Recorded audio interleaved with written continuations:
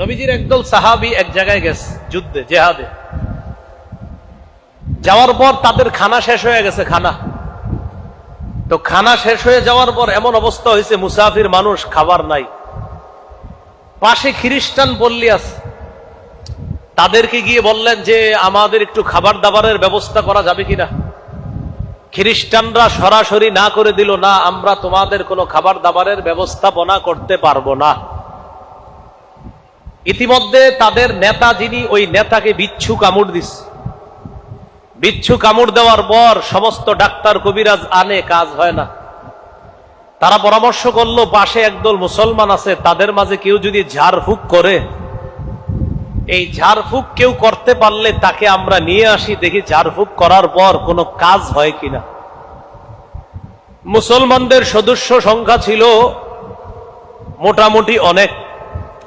তো মুসলমানদের কাছে গেছে, যাওয়ার পর ওই যে যারা মুসলমানদেরকে খাবার দিতে চায় নাই, তাদের এক প্রতিনিধি দল মুসলমানদের আমির সাহেবের কাছে গিয়ে বলে, আফিকুম রাকিন, তোমাদের মাঝে কি ঝাড়ফুঁক করতে পারো, কেউ আসো? মুসলমানদের আমির সাহেব যিনি, তিনি বললেন, হ্যাঁ আসি তো, কেন? আমাদের নেতাকে বিচ্ছু কামড় দিছে, একটু আসো, ঝাড়ফুঁক করবা। আমির সাহেব বললেন, না, করব না। কি বললেন? করব না। কেন? খাওয়ান দিছো? খাবারের ব্যবস্থা করছিলা? না। তো ঝাড়ফুঁক করবো কি লেগে? তারা বলল, যদি ঝাড়ফুঁক করো, আমাদের নেতা যদি ভালো হয়ে যায়, 30টা বকরি দিব। কয়টা বকরি?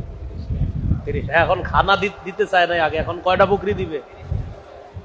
আমির সাহেব গেছে, যাওয়ার পর কি জানি পড়ছে, পইরা নেতারে ফু দিছে। আল্লাহর কি কুদরত, নেতা ভালো হয়ে গেছে।